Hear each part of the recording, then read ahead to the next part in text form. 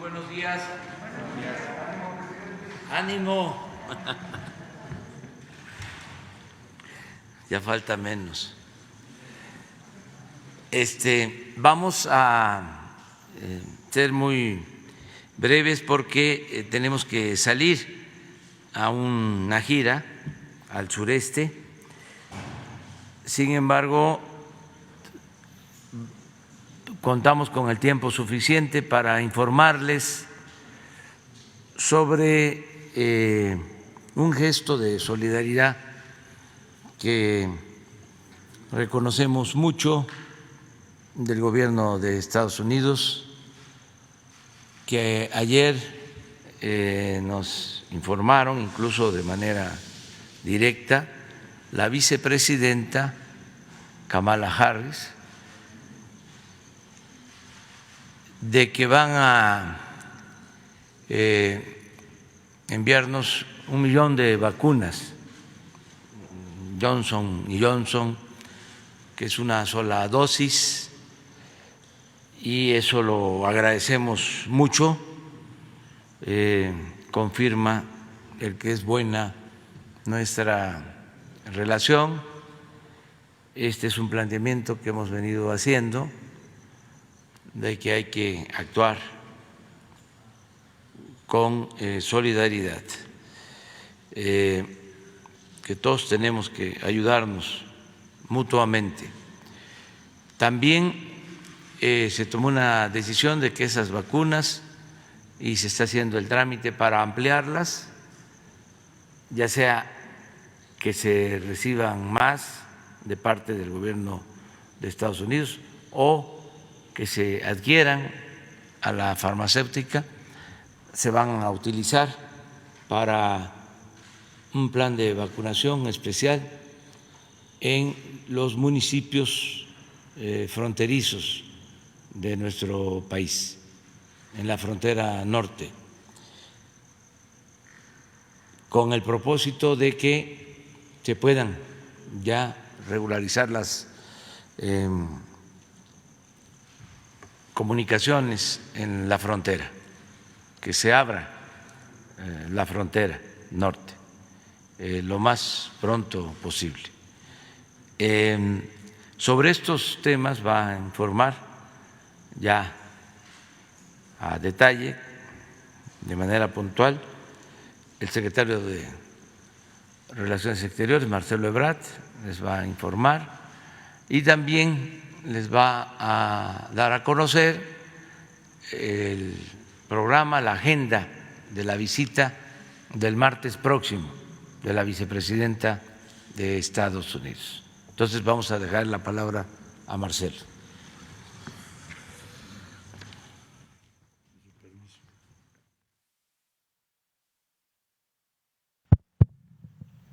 Muchas gracias. Con su permiso, señor presidente, buenos días a todas y a todos.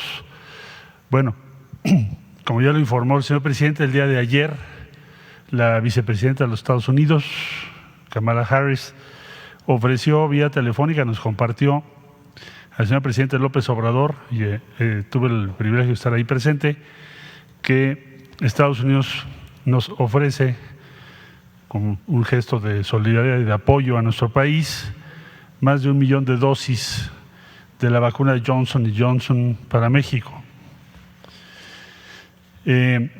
Corresponde a la Secretaría con las instituciones de los Estados Unidos definir los detalles del arreglo a nivel diplomático y técnico. Estamos en eso, sabremos muy pronto cuándo llegan a México.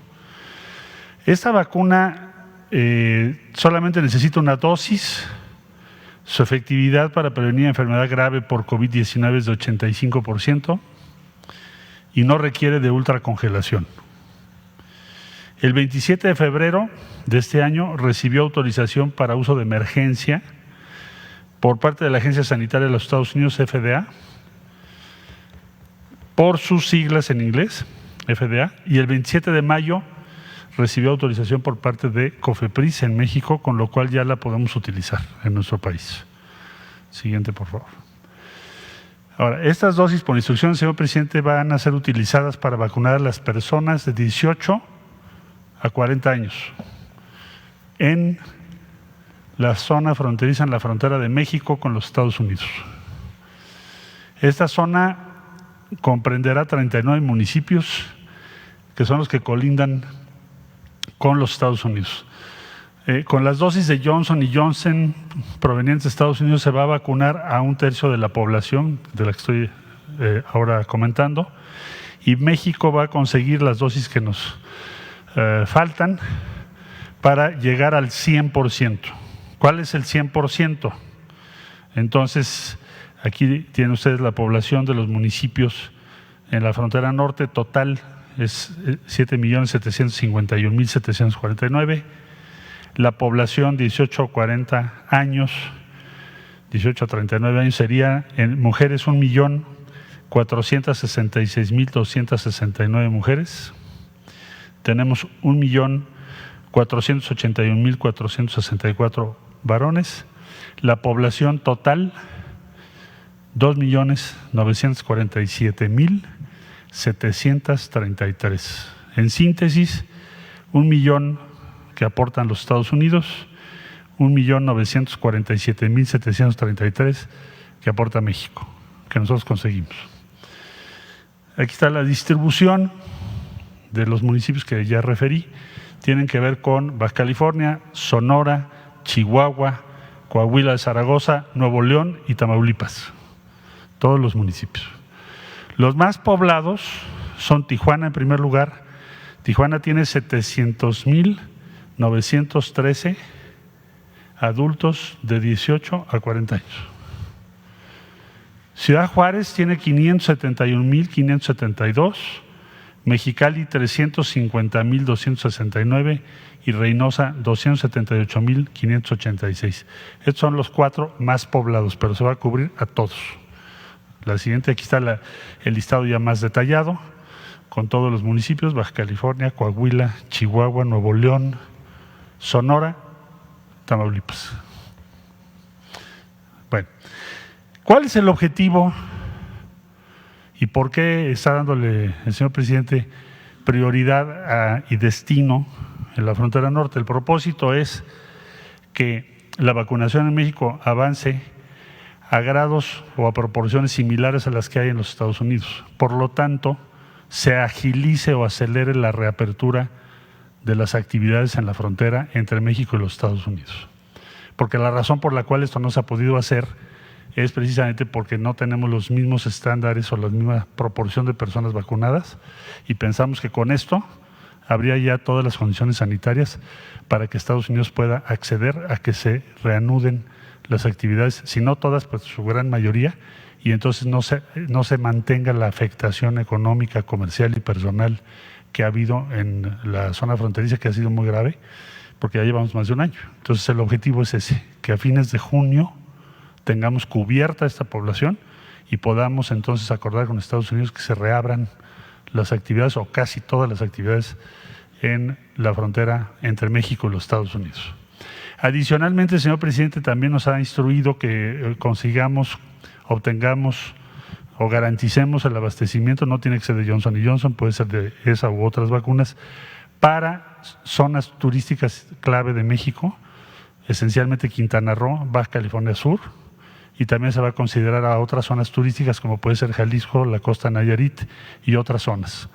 Esto será ya detallado seguramente hoy en la tarde por parte de la Secretaría de Salud, pero el objetivo también es proteger a esas poblaciones, pero acelerar la recuperación de la industria turística en México. Eso sería por lo que hace a vacunas. Y si ustedes me permiten, para concluir sobre este punto, sobre este informe, está confirmado que la vicepresidenta llega a México el lunes por la noche, ya tarde, proveniente de Guatemala. Va a estar aquí el martes ya en la tarde sale hacia los Estados Unidos. La parte medular de la agenda que tenemos acordada es reunión aquí en Palacio Nacional de la vicepresidenta de los Estados Unidos y su comitiva. Primero tendrá un diálogo con el señor presidente de la República y después tendremos una reunión aproximadamente de hora y cuarto, hora y media, de ambas delegaciones.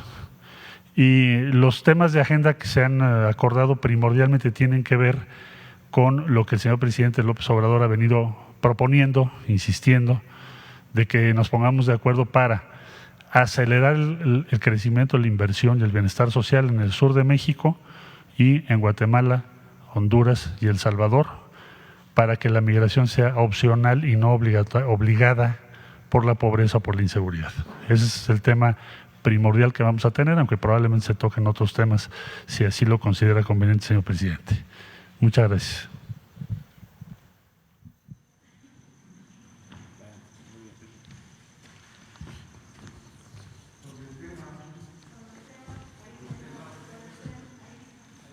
Dos.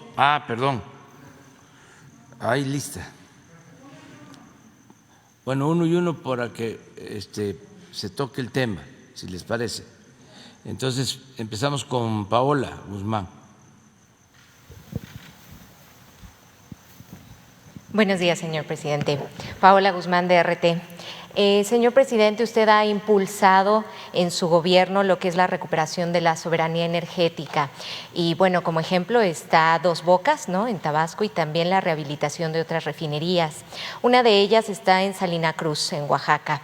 Sin embargo, esta refinería pues es constante que tenga accidentes, hay derrames, explosiones, incendios bastante seguido. De hecho, la gente que vive en la zona ha denunciado que hay altas emisiones de dióxido de azufre y dicen que esto los está enfermando y que les está generando cáncer incluso a niños.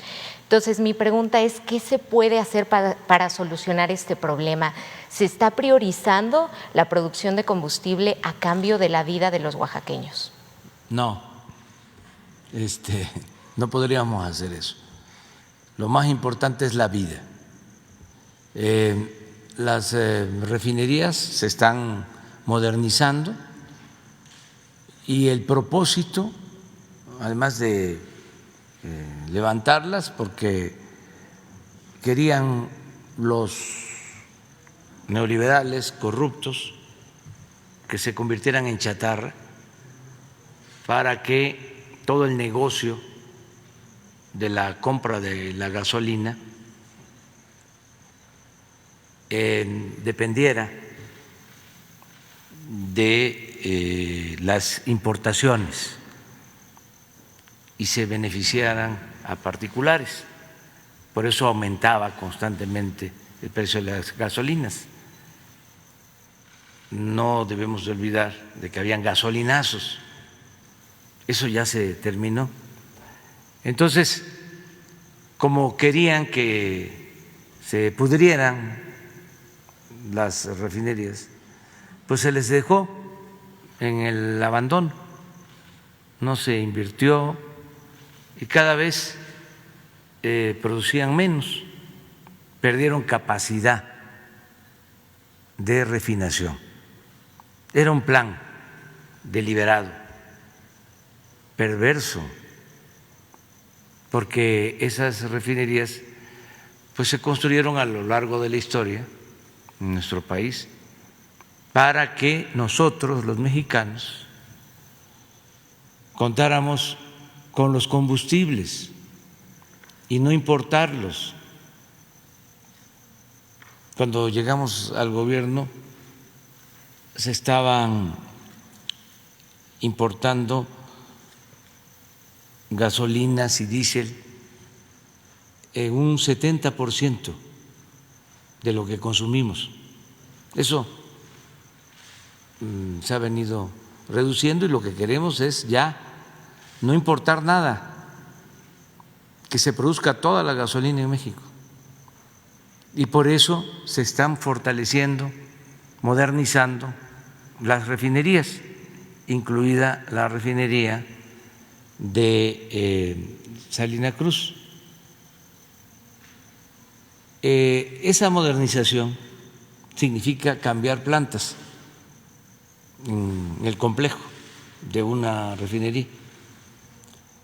Y el cambiar las plantas es modernizarlas para que sean plantas que emitan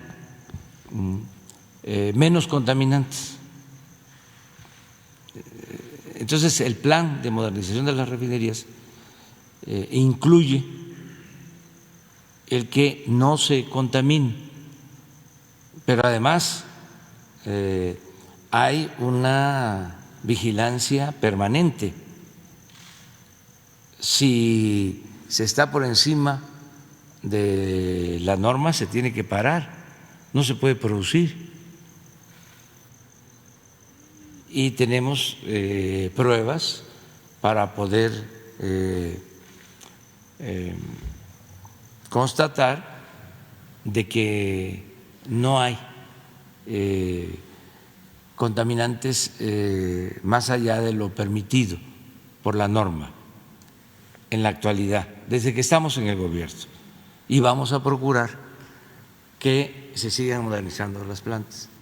En el caso de la refinería de Salina Cruz, es la más nueva.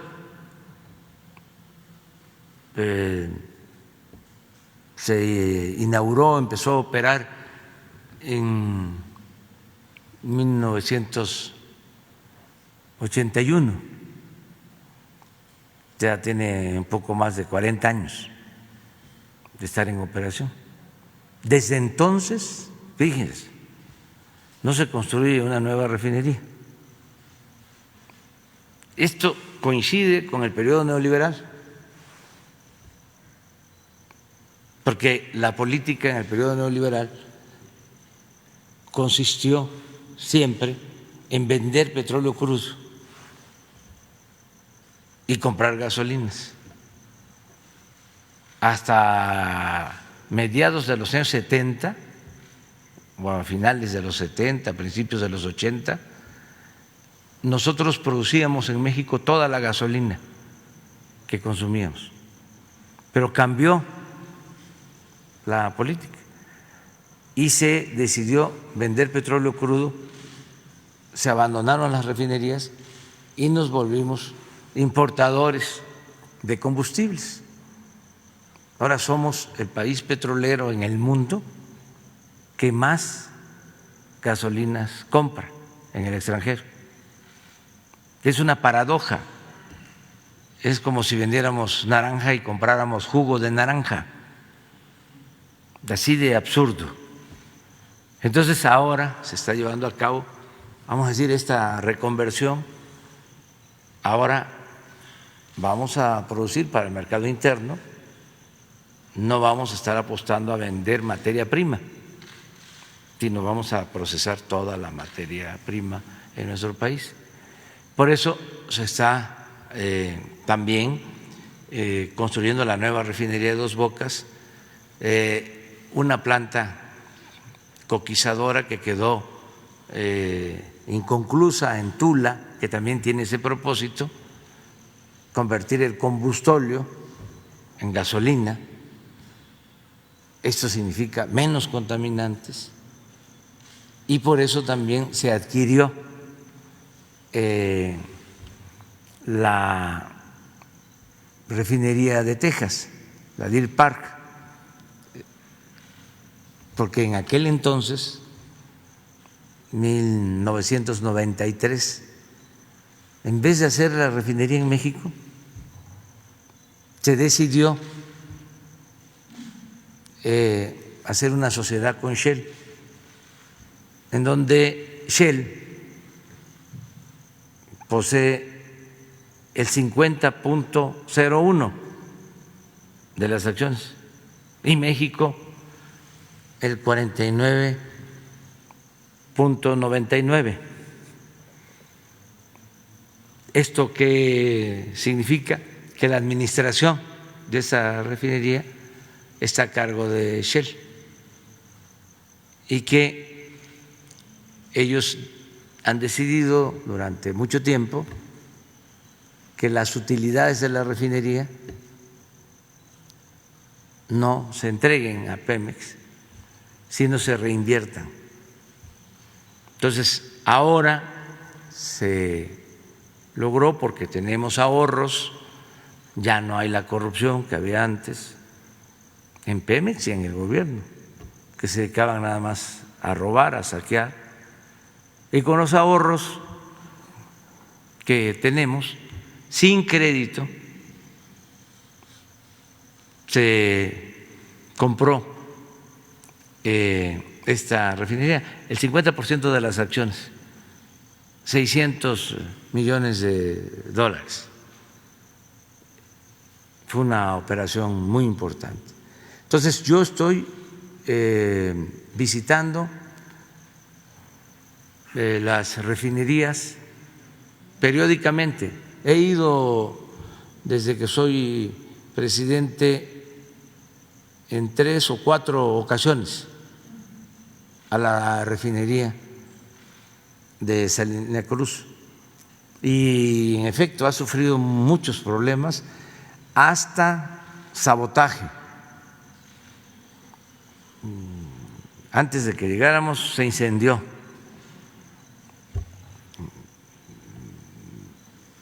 Hace relativamente poco cortaron todo el sistema eléctrico de la refinería para robarse todos los cables principales de alta tensión en la refinería. Bueno, todo eso se está atendiendo y a eso se debe que ahora esa refinería y la refinería de Salina Cruz y los 2 puertos, Salina Cruz, Coatzacoalcos y toda la vía del tren del Istmo va a tener resguardo de la Secretaría de Marina. ya está reforzándose la vigilancia. Entonces, en esa refinería, sí, precisamente, hace relativamente poco, porque hay muchos intereses. ¿Qué intereses, señor presidente? Pues los que estaban acostumbrados a robar, imagínense cómo están. Los que vivían colmados de atenciones, de privilegios, no se resignan a vivir honradamente. Entonces, son procesos que estamos llevando a cabo, limpiando a Pemex de corrupción. Pues miren lo de Pemex. Un exdirector de la pasada administración que denuncia actos de corrupción, que denuncia algo gravísimo, que se sobornó con dinero de Pemex a legisladores para que aprobaran la llamada reforma energética. De veras, todo un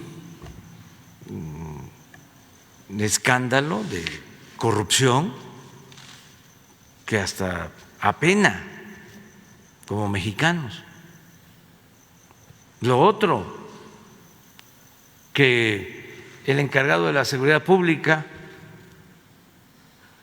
en el gobierno de Felipe Calderón esté en la cárcel.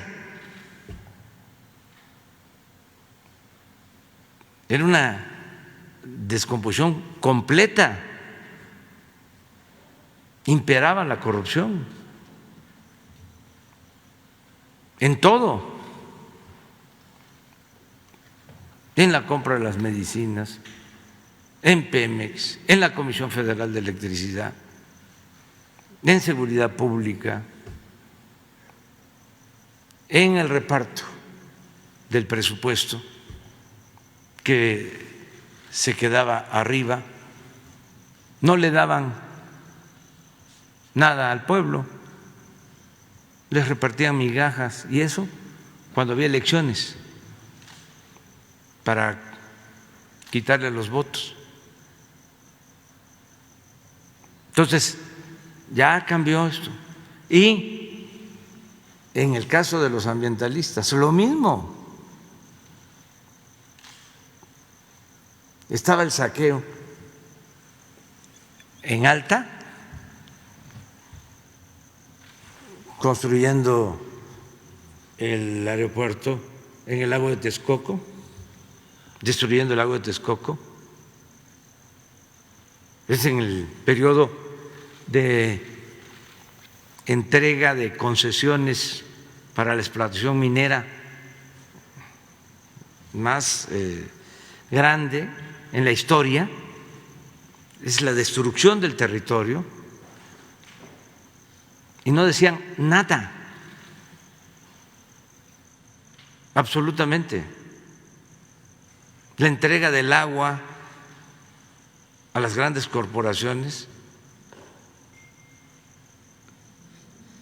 en el caso del norte, que no hay agua para el consumo humano, entregando concesiones de agua para producir cerveza y exportar. Y en todo, la corrupción.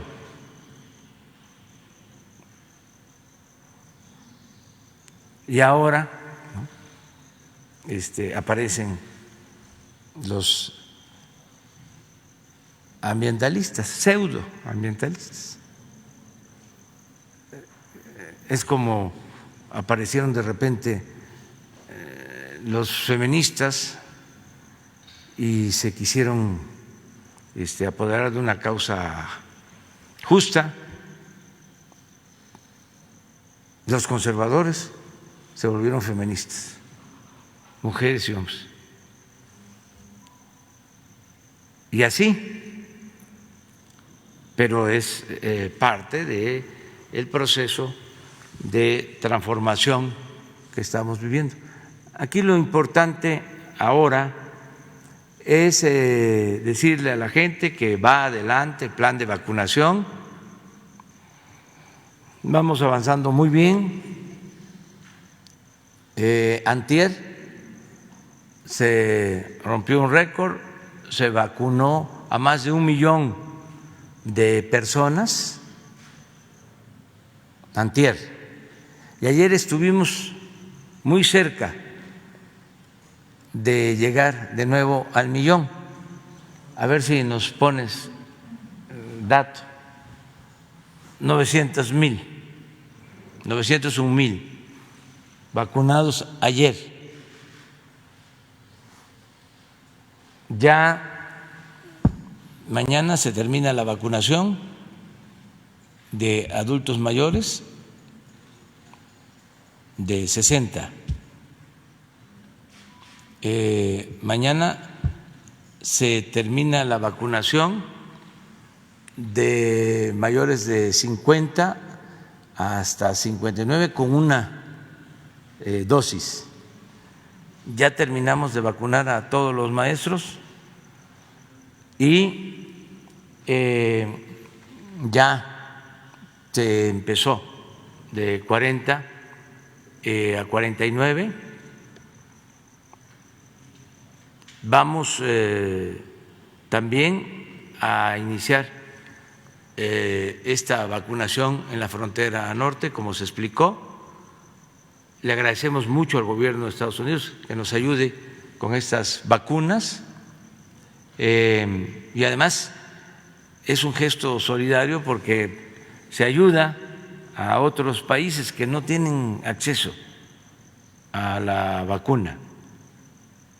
Nos informó la vicepresidenta que decidieron enviar a países 25 millones de dosis de 80 millones que van a distribuir en el mundo. Es un buen paso. Y vamos a continuar con el plan de vacunación para que en octubre estemos ya vacunados los que tengamos más de 18 años, de 18 años en adelante, a esperar qué deciden las organizaciones mundiales de la salud, los especialistas en México, los técnicos, los médicos, los investigadores, para la aplicación de la vacuna a los jóvenes. Pero primero vamos a proteger a los más vulnerables, como ya lo hicimos. Ayuda mucho el que estén vacunados los adultos mayores, nos da mucha tranquilidad. Sí, señor presidente, volviendo al tema de Salina Cruz. De hecho, las personas insisten que los gases que se emiten son muy tóxicos. Incluso los instrumentos de medición de ozono de la NASA consideran a Salina Cruz como uno de los puntos críticos en materia de emisiones de dióxido de azufre en el mundo. Incluso también los médicos y especialistas se quejan que no hay apoyo institucional para hacer estudios que demuestren los efectos exactos de estos gases contaminantes a la salud y particularmente en la gente que ya tiene cáncer. De hecho, dicen también que es porque las autoridades tienen miedo de lo que se demuestre en estos estudios. ¿Usted apoyaría realizar un tipo de investigación para saber si sí existen efectos adversos a la salud? Sí, desde luego, los hace la CONACYT y constantemente se hace en Pemex y en la Secretaría de Energía. Y le repito, no haríamos nada que dañara la salud del pueblo. Nunca. Eso está por encima de cualquier interés mercantilista o materialista o económico. siempre estamos cuidando la salud del pueblo. Si fuese cierto lo que planteas, no dudo de que tengas tú elementos y no te estoy descalificando a ti, pero si fuese cierto esto, así como se plantea, yo hubiese salido en el Reforma, o sea, o en cualquier otro medio. Ya ahorita no podemos hablar de eso. ¿Sí? No nos dejan pasar nada, y lo que no es cierto lo inventan. Entonces, por cuestiones políticas, porque se está llevando a cabo una transformación y esto, repito, afecta intereses, sobre todo afecta privilegios. Es que hay quienes tienen como Dios al dinero.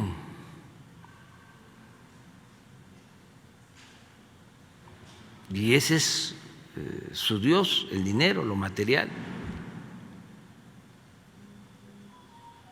Es una forma de pensar y tenemos que tener nosotros principios, ideales, valores culturales, morales, espirituales. Pensar que solo siendo buenos podemos ser felices y que solo lo barato se consigue con el dinero. Es lo mismo y hasta mejor caminar 1 kilómetro o subirse a la bicicleta, con todo respeto, que traer un Ferrari para ir a un centro comercial y ahí sí tirar aceite. Pero era lo que rifaba. Les voy a contar algo. Hace como una semana, el pasado fin de semana, voy a una gira de supervisión. No, fue hace 15 días porque el pasado estuve supervisando las hidroeléctricas, que es también algo muy interesante porque se está modernizando. La energía más limpia y barata es la que se produce con agua. Por eso la importancia de cambiar turbinas que datan de 40, de 50 años en las hidroeléctricas para turbinar y también que no tengan limitantes, porque ¿saben qué hacían en el periodo neoliberal?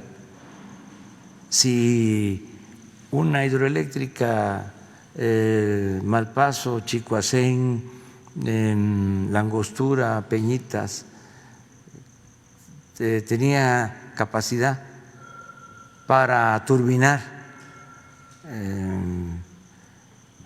con 6 unidades, 6 grandes turbinas con generadores, que es nada más dejar pasar el agua no se contamina. El proceso es, está el agua en el vaso de la presa entra hasta el fondo, 100 metros. Entonces, por la fuerza mecánica del agua, hace girar una turbina que produce energía y sale esa energía a un generador y así se produce la energía que va a las líneas, a las redes, para que tengamos la luz. Pero es eso, es un mecanismo mecánico. Bueno, esa agua nada más mueve la turbina y sale limpia, sin ningún contaminante. En el desfogue de las presas, ahí hay patos, ahí hay garzas. Bueno, como a los ambiciosos, a los que solo les importa el dinero,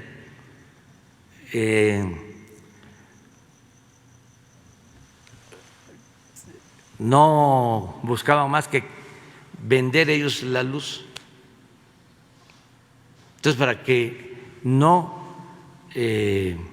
haya competencia, en vez de 6 o 8 turbinas movidas por agua, que no contamina, operaban 1 o 2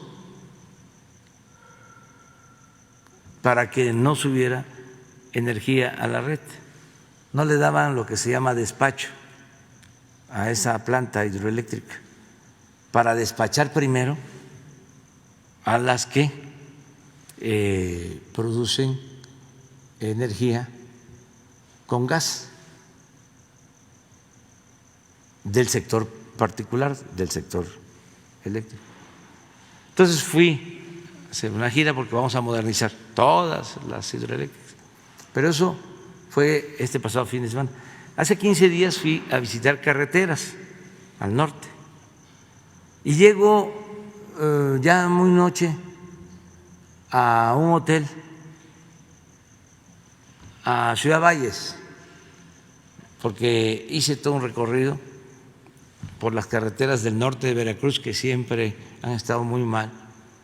Ya estamos resolviendo el problema para que se pueda transitar desde Veracruz hasta Tampico en 2 horas y media, 3 horas. Pero hay problemas y a eso fui, a que se resolvieran. Tenemos un tramo de 2 kilómetros que impide que se conecten, qué sé yo, 150 kilómetros, porque en esos 2 kilómetros hay un conflicto con una comunidad. Entonces fui a hablar con la gente y voy a regresar, porque la gente no quiere que se hagan esos 2 kilómetros. Ya están terminados los grandes tramos hacia el sur y hacia el norte, hacia Tampico y hacia Veracruz, pero por esos 2 kilómetros no hay conexión. Entonces no quieren que se hagan porque argumentan de que se van a inundar. Entonces ya se hicieron estudios y se va a proteger a la población y yo les voy a dar seguridad. Y vamos a firmar un acuerdo de que no van a padecer, de que no se van a inundar y que van a recibir beneficios. Entonces, a eso fui.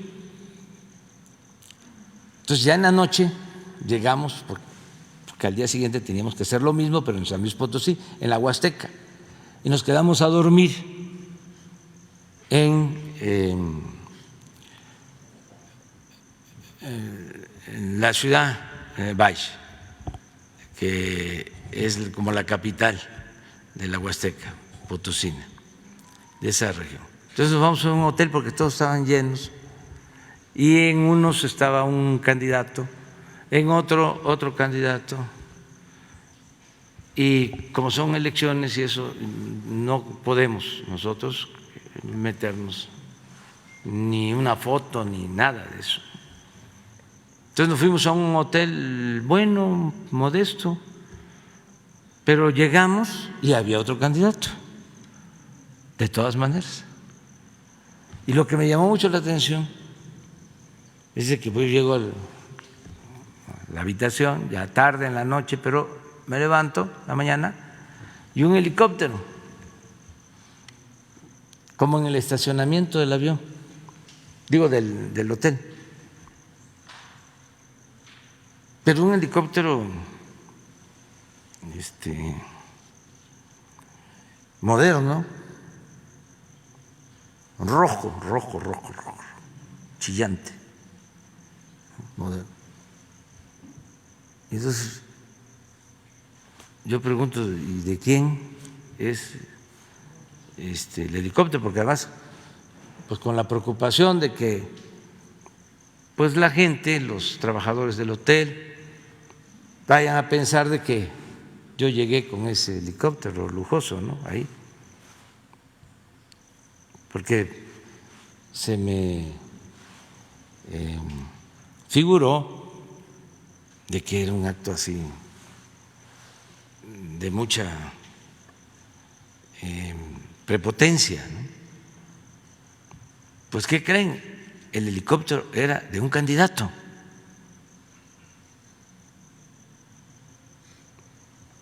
Su helicóptero.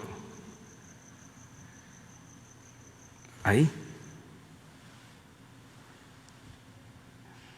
Hablando de lo material. Entonces tuve que esperar en la mañana que saliera, ya se fue en su helicóptero a su gira. Imagínense un candidato haciendo campaña en un helicóptero.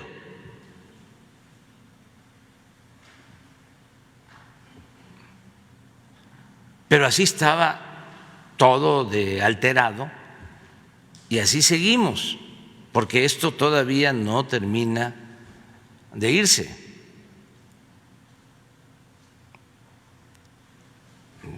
Lo viejo no termina de morir y lo nuevo no termina de nacer. Pero tenemos que ir hacia el cambio. Entonces, nosotros sí nos importa el medio ambiente, mucho. Siempre hemos defendido el medio ambiente. Sí nos importa que se respete a las mujeres. Sí estamos a favor de las mujeres, en contra del maltrato a las mujeres. Nosotros no queremos que se destruya el territorio. No hemos autorizado una sola concesión desde que estamos en el gobierno para la explotación minera. No hemos permitido el uso del fracking en la explotación petrolera. No permitimos el uso de semillas transgénicas, no al maíz transgénico. Y en todo lo que hacemos, cuidamos el medio ambiente. Entonces, es explicarlo para que pues, se tenga la idea de lo que somos, que si no, pues imagínense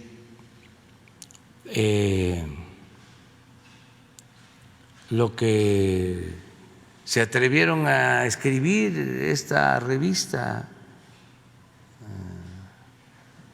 inglesa, el falso Mesías.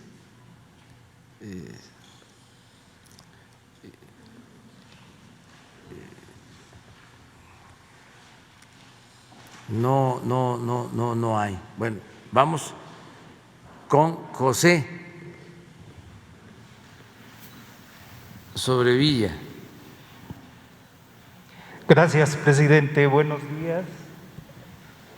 José Sobrevilla, noreste.net, Jalapa y Noreste Diario, Poza Rica. Nuestra pregunta es, ¿Por qué, si México contaba con los recursos para la compra de la refinería de Texas, Deer Park, por qué no fue adquirida antes? Uno, ¿qué cuentas le entregaron del porcentaje accionario que ya existía? ¿Y quién se hará cargo de la gerencia? Primera pregunta, si me permite. Bueno, se empezó a ver lo de la compra de la refinería desde el año pasado, desde mediados del año pasado. Cuando comienza la crisis por la pandemia que afecta la economía, que afecta mucho al sector petrolero, hubo como un mes en que no tenía precio el petróleo, si se acuerdan, se cayó el precio del petróleo. Y no solo eso, se cayó el consumo y andaban cientos de barcos como almas en pena, cargados de petróleo, los buquetanques, porque no podían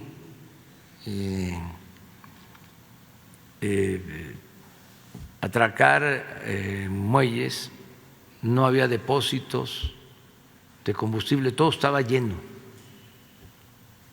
y los buquetanques estaban convertidos en depósitos flotantes. Fue algo inédito. Entonces, algunas petroleras tomaron la decisión de vender sus activos, siempre sucede eso.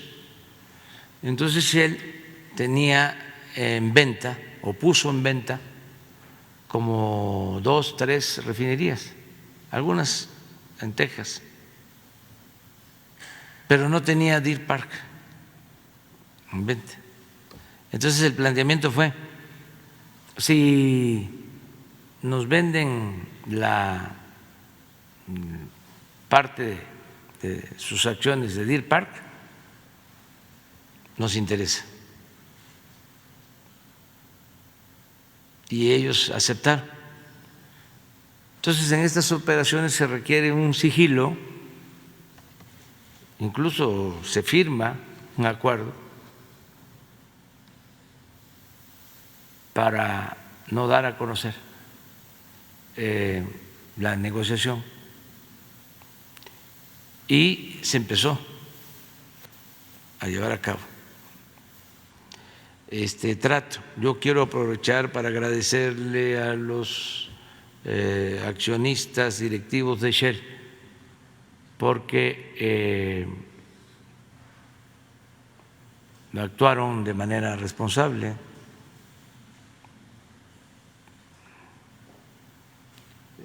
Se hizo esta operación y se ha cumplido en todos los términos. Ellos han actuado como una empresa seria. Entonces, así fue que se llegó a este acuerdo. Además, pues teníamos recursos, porque si no tuviésemos, pues, aunque nos ofrecieran, no tendríamos con qué pagar. Entonces, tenemos ahorros. ¿Se acuerdan de los fideicomisos? Que fue todo un escándalo, cuestionamientos. Bueno, pues eso nos dejó como 60,000 millones de pesos. El cancelar estos fideicomisos que tenían dinero guardado, que se usaba mal ese dinero, por ejemplo, todo lo que iba al CONACYT, la mayor parte, haciendo a un lado las becas y lo que se tiene que entregar y se debe de seguir entregando a los investigadores, una muy buena cantidad de dinero, la mayor parte que se dedicaba a la innovación tecnológica, entre comillas, pues era dinero que se ocupaba en construir elefantes blancos. Se puso de moda las ciudades del conocimiento. Entonces todo el dinero se quedaba en esos edificios y había muchísima corrupción en la entrega de los contratos. Eran parte de esos fideicomisos y muchas otras cosas. Entonces, cuando desaparecen esos fideicomisos sin afectar a los becarios, a los investigadores, nos queda una muy buena cantidad de dinero. Entonces, nos da para comprar esa refinería, nos dio para reiniciar la construcción de la coquizadora de Tula y nos dio para ayudar a los damnificados por las inundaciones, para la compra de enseres a miles de familias que resultaron afectadas. O sea, nos da para que no nos falte presupuesto. ¿Qué cuentas le entregaron de lo reinvertido de las utilidades de Salinas para acá, presidente? Muy pocas veces hubo utilidades, porque siempre, decía yo, se reinvertían las utilidades. ¿Quién va a manejar ahora esta refinería? El sistema de refinación de Pemex, como si fuese otra. Encontramos 6 y vamos a dejar 8 refinerías. Y lo más importante es que vamos a tener capacidad para procesar toda nuestra materia prima. También es importante, porque hay mucha confusión o falta de información. Uno desea, por ejemplo, de que todos los mexicanos tengan acceso al Internet.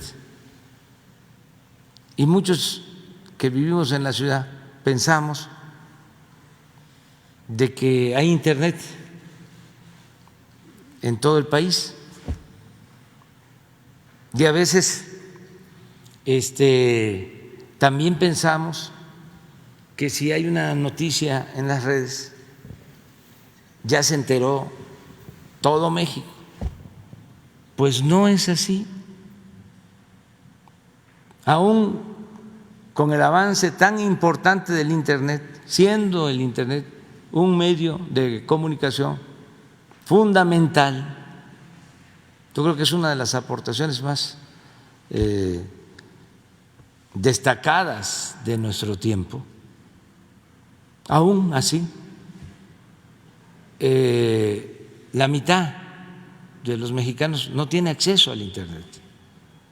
Y territorialmente hay Internet en el 20% del territorio nacional. No hay Internet en el 80%. Por eso nuestro plan de que haya Internet en todo México, porque eso va a significar una revolución de las conciencias. Lo mismo cuando deseamos que ya no haya contaminación. Es decir, a ver, ya no debemos de seguir utilizando los recursos no renovables, como el caso del petróleo. Ya vámonos a otras energías alternativas. Dicen, ya no se va a necesitar el petróleo hacia el futuro. Desgraciadamente va a transcurrir todavía bastante tiempo para que dejemos de utilizar el petróleo. De acuerdo a las proyecciones, se va a necesitar todavía el petróleo hasta 2050.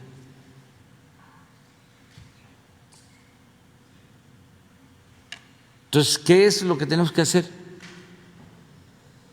Utilizar esta energía, este recurso no renovable, fósil, de manera responsable y no extraer petróleo más de la cuenta. Por eso también la política de no vender petróleo crudo. Hubo un año, el 2004, que se extrajo petróleo a razón de 3.400.000 barriles diarios. 3.400.000 barriles diarios. El doble de lo que estamos extrayendo ahora. El doble de lo que se está extrayendo. Entonces nosotros no vamos a pasar, aunque descubrimos 3 grandes yacimientos, nunca vamos a extraer más de 2 millones de barriles diarios en el tiempo que nos queda. Porque con 1.800.000, 2 millones de barriles diarios tenemos para producir toda nuestra gasolina y todos nuestros combustibles. Lo que es fortalecer la economía interna y dejar reservas. Nosotros vamos a dejar más reservas que las que recibimos, porque es la herencia de las futuras generaciones. Entonces es una forma también de ahorrar y de evitar el uso de estos combustibles contaminantes. Correcto, presidente. El último cuestionamiento nos lo hizo llegar el Corporativo de Medios de Michoacán de Medios, con quien tenemos de noticias, con quienes tenemos una asociación. Y es en el sentido de que el viernes 23 de abril, el nuncio apostólico en México, Monseñor Franco Coppola, llegó hasta la cabecera municipal del municipio de Aguililla, Michoacán, para oficiar una misa por la paz. En este lugar existe un conflicto armado que ha escalado niveles nunca vistos en México y el municipio está incomunicado debido a que grupos armados han destrozado las carreteras y se ataca a la población con explosivos lanzados desde drones. Señor presidente, ¿cuál es su opinión respecto al activismo de la Iglesia Católica en esta zona de conflicto?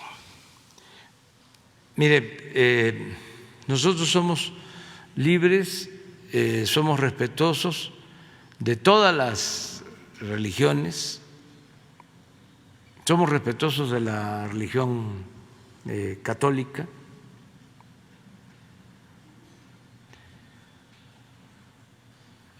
Voy a dar un dato. De acuerdo al último censo, el 77% de los mexicanos manifestó ser católico.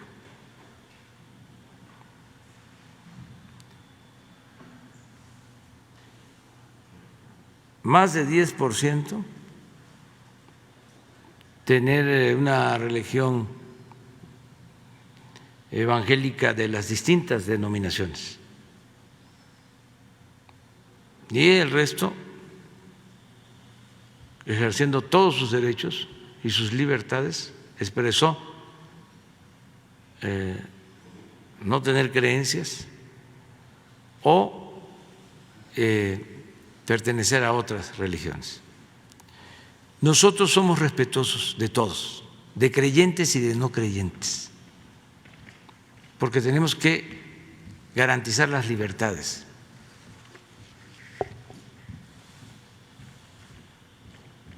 Entonces, México es un país de mujeres y de hombres libres, conscientes, y yo creo mucho en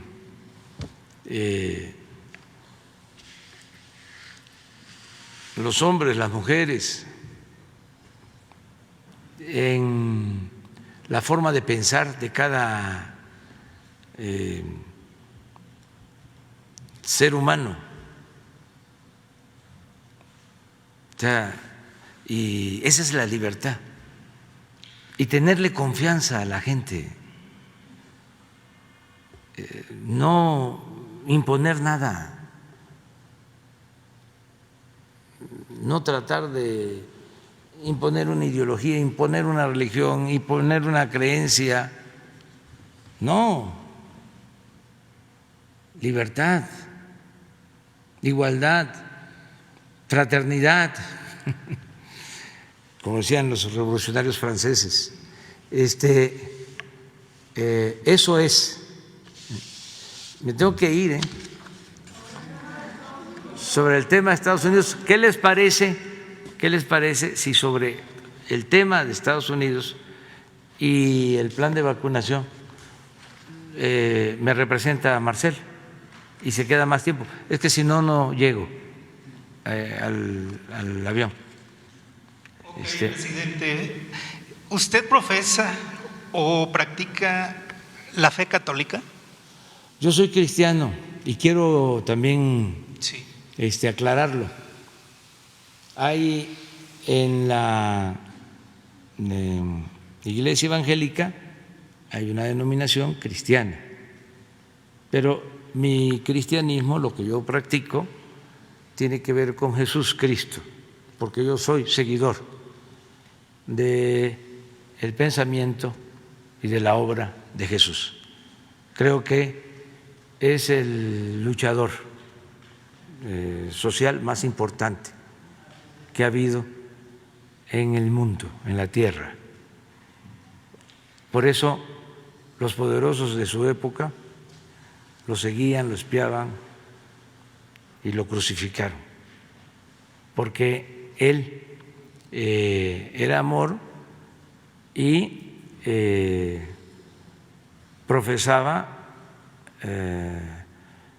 un profundo amor a los pobres, a los débiles, a los humildes. Si todos fuésemos cristianos en ese sentido, que lo somos, porque somos muy humanos, el cristianismo es humanismo, si todos fuésemos así, viviríamos en una sociedad mejor. Correcto. Entonces, porque hay la paradoja, como en todo, de quienes son seguidores de Jesús, Cristo, pero no siguen su ejemplo. Finalmente, ¿tiene pensado alguna visita a Aguililla, Michoacán? Sí, nada más que pasen los procesos electorales. He ido a Aguililla, conozco Aguililla, como conozco todos los municipios de México. Me he quedado a dormir en Aguililla. Ya les puedo decir que enfrente de la plaza principal hay un hotel donde me he quedado a dormir. Conozco el aguaje que pertenece a Aguililla, conozco todo de Michoacán y tengo la dicha enorme de conocer todo el país. Ya me voy. Gracias. Nos vemos.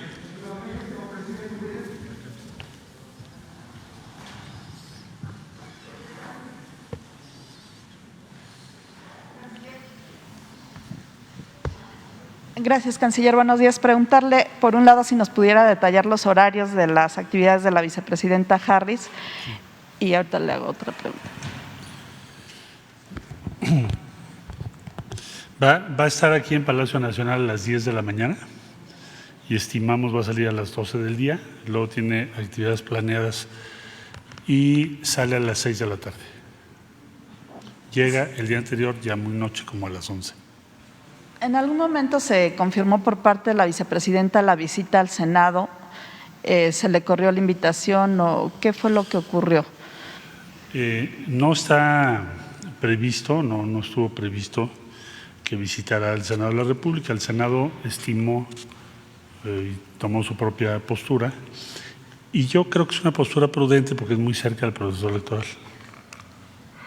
Pero no en que yo sepa, no estuvo incluido en su agenda o previsto o solicitado el visitar al Senado de la República, pero siempre se considera una visita de este tamaño, de esta jerarquía. O sea, solo fue como una posibilidad que contemplaron quizá en el Senado, pero no, Sí. no se retiró la invitación formalmente. Todavía no estaba confirmado, más bien el Senado consideró que quizá no sería el mejor momento y nosotros coincidimos en que era lo más prudente, por la cercanía al proceso electoral. Con respecto a lo de las vacunas, decía que México va a buscar completar con vacunas, ¿sería con la misma vacuna de Johnson & Johnson? Ya estamos en comunicación con Johnson & Johnson, como dije, ya está autorizado en México. Es una vacuna que desde luego nos interesa porque es unidosis, tiene una serie de virtudes, tiene una buena eficiencia, un buen resultado. Y si es posible y podemos traerla, pues vamos a complementar los 3 millones, alrededor de 3 millones o casi 3 millones que se necesitan. Tendríamos poco más de 1 millón que viene de los Estados Unidos de este ofrecimiento y el resto lo vamos a conseguir. Si no se pudiese por alguna razón, lo complementamos con otra vacuna que por fortuna México tiene hoy un abastecimiento garantizado ya muy importante. ¿Se espera alguna otra transferencia de vacunas por parte de Estados Unidos? ¿Existe todavía esa posibilidad? Podría haberla, pero no lo avisaron en el corto plazo. Ahí estaremos atentos más bien a que llegue el momento que Estados Unidos ya autorice a sus propias empresas a que vacunas producidas en Estados Unidos puedan ser libremente adquiridas por varios o por otras naciones y ahí estaríamos participando nosotros. Nada más en lo de Kamala Harris, perdón, sí se contempla que se reúna con algunas organizaciones de protección a migrantes, se había solicitado, si ustedes tienen conocimiento de este posible encuentro. Bueno, no tenemos todavía confirmado, pero lo sabremos de las actividades o de las reuniones que vaya a tener, pero esas ya están más en la esfera de su equipo y de sus asesores aquí en la Embajada de los Estados Unidos, pero siempre nos corren la cortesía de compartirnos y cuando sea así yo se los hago saber con mucho gusto. Voy acá. ¿Sí? Muchas gracias, canciller. Nancy Rodríguez de Oro Sólido y de Empuje Migrante en redes sociales. Gracias. Mire, precisamente su secretaría, canciller, lanzó un aviso importante, dice, realizaremos acciones para evitar la gestoría, el coyotaje, en el trámite de citas de pasaporte. Esto para que todos los ciudadanos tengan libre acceso y puedan obtener una cita sin intermediarios. Ustedes mismos en Secretaría de Relaciones Exteriores dieron a conocer que en Nuevo León hay aproximadamente 100 cuentas de correos, obviamente hackeadas, y un total de 361 citas agendadas con irregularidades para sacar pasaporte nada más en Nuevo León. Secretario, esto exactamente es el modus operandi de una mafia con los hermanos migrantes en Estados Unidos, pero allá estamos hablando de más de 30 millones de mexicanos que padecen precisamente esta mafia. En esta mafia de hackeo cobran entre $100 y $200 la cita. Entonces, esto viene de administraciones anteriores, obviamente. Usted tuvo a bien ahora en febrero cambiar la empresa que estaba operando Mexitel, pero pues la hackearon también, usted está enterado de eso, la volvieron a hackear y bueno, de esto es lo que quiero yo preguntarle, si se podría hacer un análisis y sobre todo una investigación de la policía cibernética, pero pues desgraciadamente ahorita está en conexión con Estados Unidos porque desafortunadamente también participan pues algunos otros hermanos de Centroamérica en estas mafias, pero sí es un hackeo, es exactamente lo mismo que se hace, pero estamos hablando de miles de citas. ¿Qué nos puede decir en este tema, señor canciller? Sí, con mucho gusto. Mira, lo que estamos haciendo son varias cosas. Primero, sí, ya solicitamos el apoyo del equipo especializado que se denomina Policía Cibernética para ese y otros delitos que tienen que ver con la seguridad de la información y que tienen que ver con lo que tú estás refiriendo ahorita, que son citas. Entonces, eso ya está en proceso. También tenemos varias investigaciones con apoyo de la Fiscalía General de la República, con diferentes grados de avance. Luego, la otra cuestión que estamos haciendo es aumentar la disponibilidad y el acceso a las citas, porque eso es lo que hace que tengamos problemas. En pocas palabras, tenemos que aumentar las instalaciones, la capacidad de respuesta, y eso es lo que estamos haciendo. En Nuevo León vamos a hacer una oficina mucho más grande, como la que hicimos aquí en la Ciudad de México, en Coyoacán, que es muy grande, entonces no tiene sentido que busque citas por otro lado. Todo eso es lo que estamos haciendo, porque sí, tienes tu razón, eso se tiene que corregir, y ya tiene años, pero eso no justifica que siga así. Por eso, entonces, ampliar la capacidad y la intervención de la Policía Cibernética y la Fiscalía General de la República. Entonces, ¿se le daría una esperanza a estos más de 30 millones de mexicanos? Pues tenemos que corregirlo. Para corregirlo. Ahora, precisamente están en contubernio, ya probado, obviamente tenemos videos, incluso grabaciones, pues algunos empleados de los consulados. Entonces, incluso también cónsules, señor secretario, usted seguramente ya lo sabe.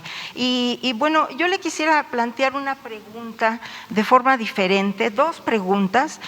Por ejemplo, en el consulado de Nueva York llega un señor accidentado, quemado de su brazo derecho, a pedir una identificación o que le den un documento para que lo puedan atender en el hospital allá en Estados Unidos. Es rechazado, no le ayudan en el consulado de Nueva York. Este es un caso, pero hay otro donde está la fila llena, ¿no? En las afueras del consulado, cerrado el consulado, pero con personal adentro, y llega un señor muy prepotente y les dice, no se les va a recibir, pero muy groseramente, prepotente, ¿no? Incluso discriminando a algunos de los que estaban ahí presentes, de los hermanos. Abre la puerta, empuja a una de las hermanas migrantes que estaban ahí, entonces, y se mete. Usted, desde su punto de vista, ¿qué sanciones podría tener un trabajador en este caso por parte de la Cancillería o por parte del Servicio Exterior Mexicano, canciller? Sí, mire, yo le diría que primero los consulados de México en los Estados Unidos, que son 50, son la red consular más importante del mundo. No hay ningún país que tenga 50 sedes consulares en otro país. México es el único que tiene eso. Y debo decir que ahora que ha sido la pandemia, la actuación de las y los cónsules y de su equipo pues ha sido impresionante en cuanto a compromiso, en cuanto a entrega, en cuanto a lo que han conseguido, transporte, asistencia, atención médica, ahora dosis de vacunas, etcétera. Eso no quiere decir que no podamos observar casos como los que usted está comentando. Para esos casos no los debemos permitir, porque entonces pues van en contra de lo que es la norma, de lo que es el compromiso de los consulados mexicanos que han hecho toda esta labor tan importante, no solo en la pandemia en general, son consulados de referencia para muchos países. Entonces, si usted tiene la bondad de entregarme o hacerme saber esos detalles, pues actuamos de inmediato, porque no debe ser. Perfecto. Debemos estar comprometidos con la gente. Bueno, tenemos los videos. ¿Sí?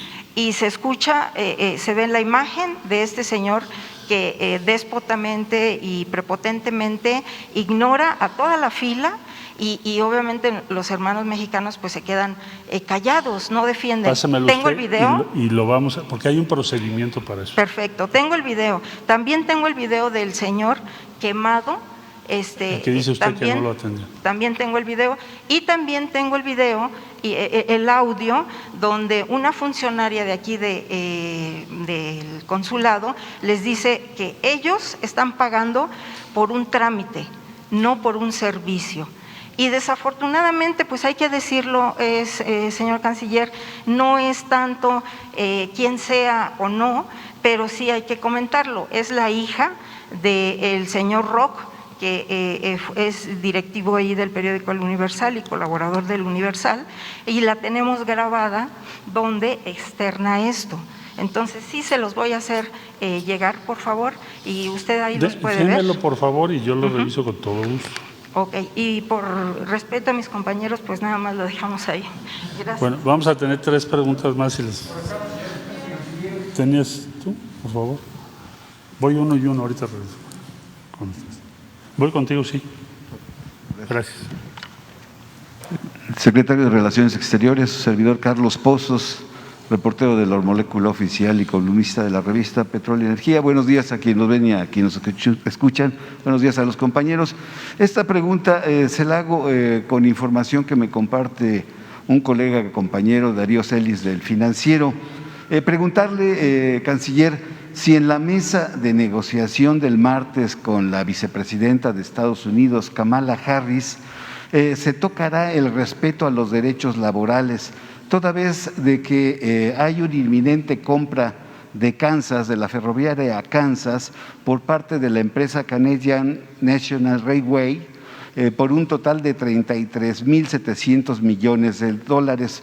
Aquí hay 2 aduanas que se tienen que cubrir para esta negociación. Es la aduana de la COFECE, presidida por Alejandra Palacios, y por el sindicato ferrocarrilero con Víctor Flores, que quiere los mismos salarios y prestaciones que se dan en Estados Unidos.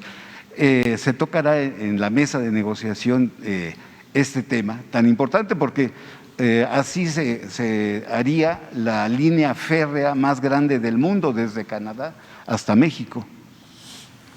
Bueno, no está previsto específicamente tocar ese tema de esa empresa y tampoco es el objeto principal de la entrevista o de la reunión todos los temas bilaterales, como podría ser el tema laboral. Ahora, ahí solo apuntaría yo que estamos en una etapa distinta con Estados Unidos en materia laboral, porque ahora se pueden presentar casos y promover casos por ambos países y se establecieron mecanismos para los diferendos en ese campo.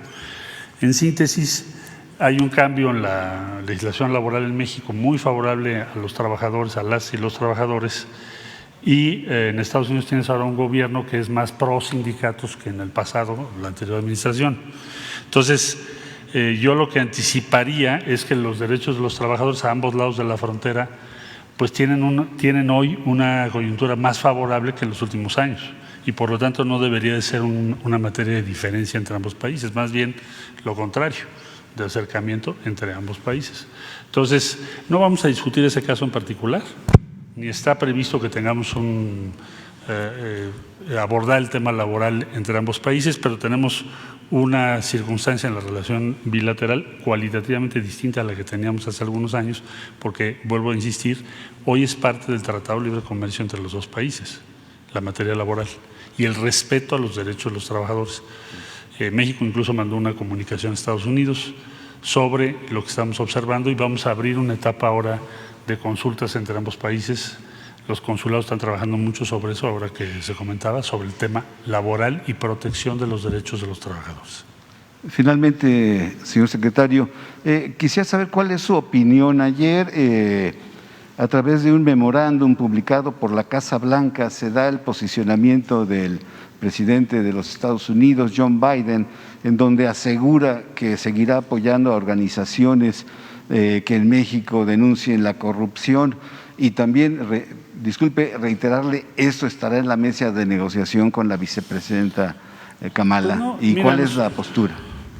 Yo lo veo, en primer lugar, no es una resolución o una circular sobre México, es una circular sobre toda su política en todo el mundo, que tiene que ver con lo que Estados Unidos ha hecho durante muchos años, que es apoyar a muy diversas organizaciones a través de sus instituciones. Es una decisión de Estados Unidos sobre ello. No esperaríamos que eso cambiase, ni tampoco México lo ha planteado así.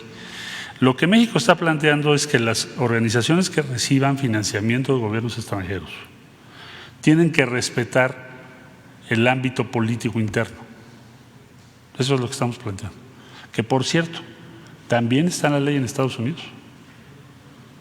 O sea, México no podría pagar o financiar a una organización en Estados Unidos no gubernamental que tuviese como propósito influenciar el proceso político, porque así está establecido en la ley en los Estados Unidos. Entonces, lo que está México planteando es lo mismo, el mismo estándar que tiene su ley, en pocas palabras, que las organizaciones que reciban esos recursos, en su caso, no pueden intervenir o participar o influenciar el proceso político en México.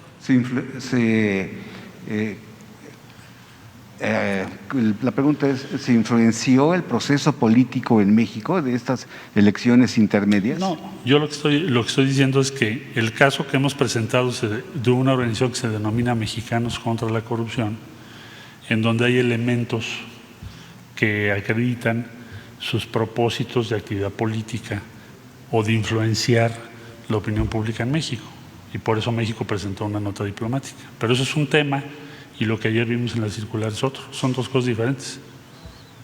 Bien, gracias. A usted. Voy acá, allá atrás. ¿Sí? Hans Salazar, de Noticiero en Redes, Canciller. Buenos días. Preguntarle sobre la misión de la OEA en nuestro país. Bueno, fue invitación, entendemos, del INE. Sin embargo, yo quisiera preguntarle qué tipo de situación tiene en puente con la Secretaría de Relaciones Exteriores. ¿Es común esta misión? Y lo digo porque después de lo que ha sucedido en Sudamérica, que ha quedado bastante mal parada esta Organización de Estados Americanos, ¿qué papel concretamente está jugando en México? Y si para usted se tiene que tener mucho cuidado con lo que venga y esté haciendo este organismo internacional. La OEA ha participado o ha estado en México en diversos procesos electorales, solicitó estar en este proceso electoral. México tiene una política en la que no prohibimos a ninguna organización internacional, y menos de las que formamos parte, que puedan enviar a sus observadores siempre y cuando cumplan con la legislación mexicana, es lo que se les advirtió. Ahora, por supuesto que la actuación del actual secretario general de la OEA, el señor Almagro, ha sido una de las peores en la historia, y se lo hemos dicho en las sesiones, y voy a decir por qué, para quienes me están escuchando. En primer lugar, ha actuado de manera reiterada sin consultar a los Estados miembros. O sea, actúa como si fuese autónomo, independiente, o que él asume que no necesita consultar a los Estados miembros. Entonces, eso ha sido un problema recurrente durante su gestión. Y segundo, muy dudosas y cuestionables actuaciones para intervenir en procesos internos, como fue el caso de Bolivia, que fue oprobioso, porque facilitaron prácticamente un golpe en un país con una vida democrática ininterrumpida en los últimos años. Entonces, nuestra opinión sobre su actuación es que es la peor o de las peores que ha habido en la historia de esa organización. Sin embargo, México no va a prohibir que vengan los observadores de la OEA, o incluso hay de otros organismos hoy en nuestro país. La única obligación que tienen ellos es respetar la legislación mexicana, y así estaremos vigilando que sea. ¿No ha tenido ningún diálogo con Almagro a partir de esta petición de estar aquí? No hemos tenido ningún.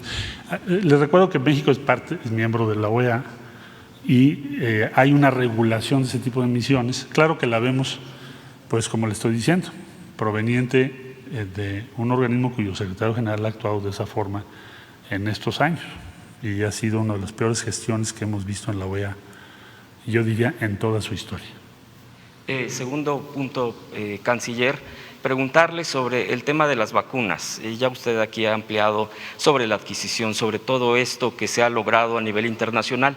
Sin embargo, como también ha informado usted aquí mismo en estas conferencias matutinas, la injusticia y la limitación hacia países, y me voy a referir concretamente hacia Latinoamérica, hacia países donde el problema de la adquisición de las vacunas, Centroamérica, por ejemplo, por un caso regional, ya hay algún tipo de puente de diálogo que hayan solicitado gobiernos donde esté muy restringido, muy limitado el acceso a las vacunas para que México, por lo menos en el tema de la vacuna patria, que también ya se ha presentado aquí los avances, se les pudiera proveer. Ya se han estado viendo explorado algún tipo de convenio, ¿con qué países, si es que es el caso, canciller? Sí, con mucho gusto. En lo que hace a la vacuna patria, que México está avanzando, está en ensayo clínico, se presentó a todos los países de América Latina y del Caribe en una sesión de la Comunidad de Estados Latinoamericanos y Caribeños. En esa sesión se invitó a los diferentes países para que presentaran las vacunas que están en ensayo clínico, porque la gran lección que tenemos de esta pandemia es que si nosotros no somos capaces de desarrollar las vacunas, producir las vacunas, pues nos va a seguir pasando lo que está ocurriendo, que hay una diferencia en el acceso a las vacunas. Pues hay países que en este momento en América Latina y el Caribe no tienen siquiera el 2% de su población vacunada. Y estamos a junio. Entonces, todos estos meses no han tenido acceso a las vacunas. A nosotros nos ha costado un trabajo enorme. Lo mismo puedo decir de Argentina, de Chile, en fin. Entonces, se hizo esa reunión para decir, tenemos que desarrollar en América Latina una vacuna que sea eficaz en contra de este virus y la capacidad para que en el futuro, porque va a haber más virus, no vuelva a suceder lo que nos ocurrió en esta ocasión. Es decir, la inequidad en el acceso a las vacunas. Bueno, se presentó Patria, se presentaron varias. En síntesis, para responder su pregunta, ya tenemos solicitudes de varios países, más de 7 en este momento, para participar en la fase 3. Cuando llegue la fase 3 de la vacuna que México está desarrollando, van a participar. Bueno, por ejemplo, Guatemala, que vino hace poco el señor presidente Yamatei, ese fue uno de los temas de conversación. Y ahora, por otro lado, el presidente López Obrador ya señaló que en el momento que se inicie la producción, en su caso, de esta vacuna, que estimamos pudiera ser hacia fin de año, de este año, 1/3 la compartiríamos con los países de América Latina y el Caribe, cuando menos. Ya fuera de Latinoamérica, ¿no hay ningún país que haya solicitado algún tipo de apoyo con este tema de la vacuna? ¿Fuera de qué, perdón? ¿De Latinoamérica? ¿Algún país? No, básicamente son países de América Latina y el Caribe. Gracias. Sí. Usted, por favor. No, ¿quién? Ahorita voy. Hola, canciller. Buenos días. Gaspar Vela, de La Octava.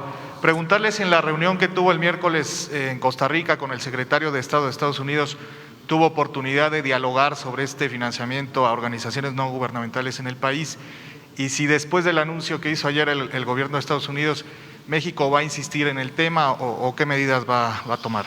Sí, bueno, nosotros ya presentamos una nota diplomática en específico sobre esta organización que ya mencioné, y seguramente vamos a dar una respuesta sobre esa organización en específico. ¿Qué es lo que se estableció? Está desarrollando actividades que la propia legislación en Estados Unidos respecto al financiamiento hacia el exterior de organizaciones no permite, que es la actividad política que ya mencioné. ¿Tuvo oportunidad de dialogarlo el miércoles, canciller?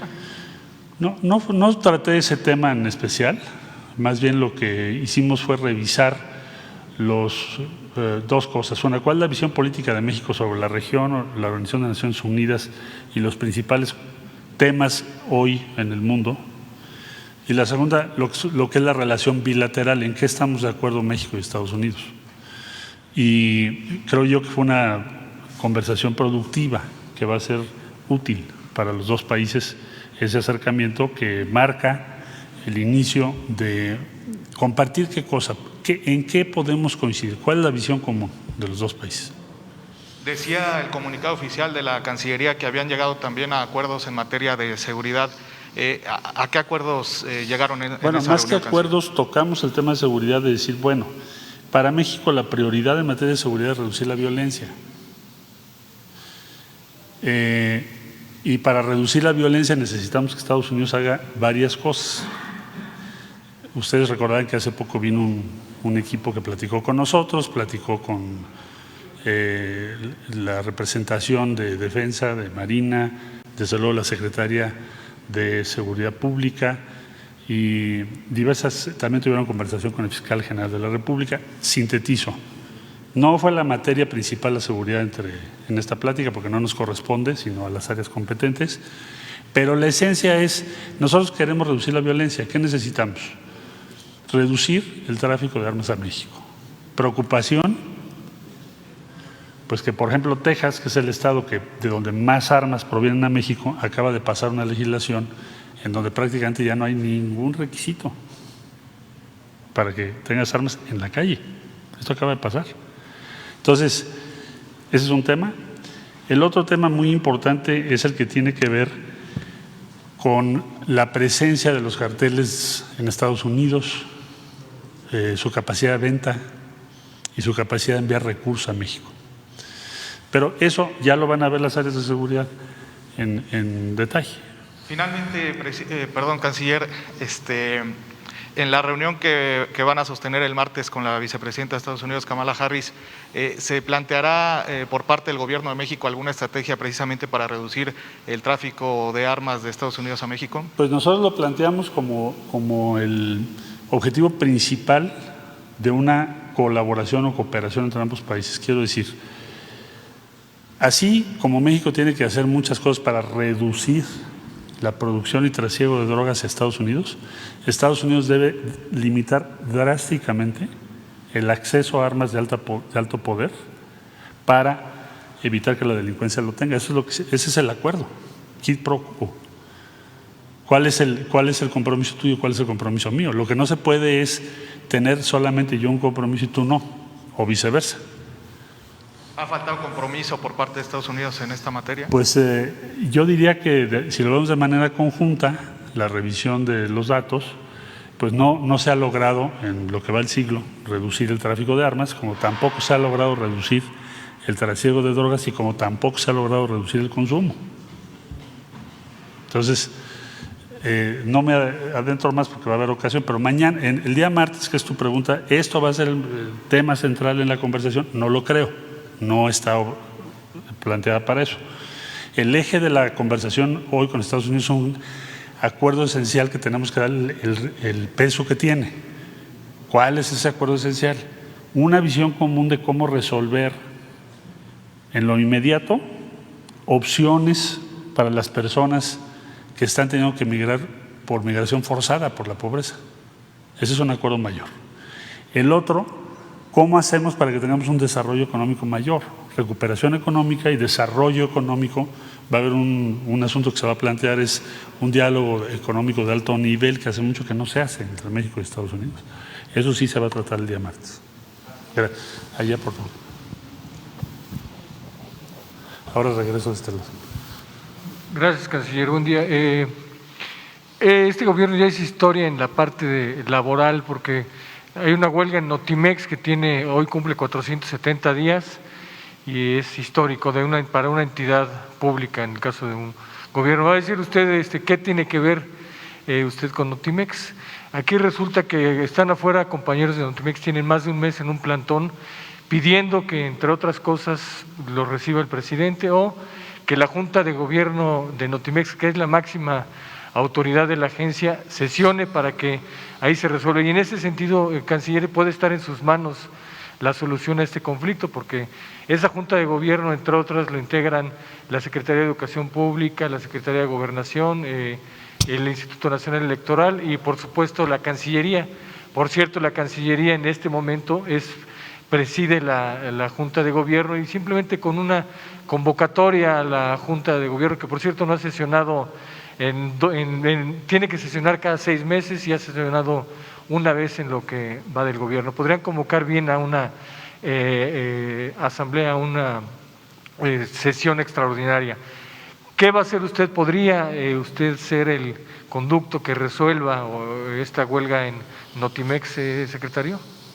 Con todo este contexto. Bueno, yo lo que te diría es que la Cancillería forma parte del órgano de gobierno de Notimex, igual que varias dependencias federales, pero no podemos actuar de motu propio, tenemos que ponernos de acuerdo con las diferentes instancias del gobierno y me comprometo a que se los voy a consultar con mucho gusto para ver qué podemos hacer para tratar de resolver ese conflicto. Sí. Porque la presidencia de la Junta de Gobierno, o sea, en ese caso sí, la nos toca ahorita a nosotros. Puede convocar directamente y eso incluso ayudaría a que se vayan los compañeros, que se retiren de su plantón, que por cierto está enfrente de la casilla donde va a votar el presidente de la República, ¿no? Y en vistas de la visita de Kamala Harris, a lo mejor no es una buena imagen política para el gobierno, ¿no?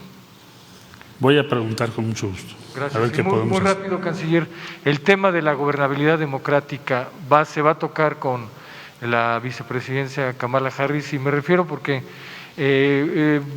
viene mucho al tema del TEMEC, pero la gobernabilidad democrática atraviesa todo lo que tiene que ver con el TEMEC y sobre todo un punto muy específico, canciller, que acusan al presidente, le atribuyen al presidente sus opositores que está construyendo una dictadura.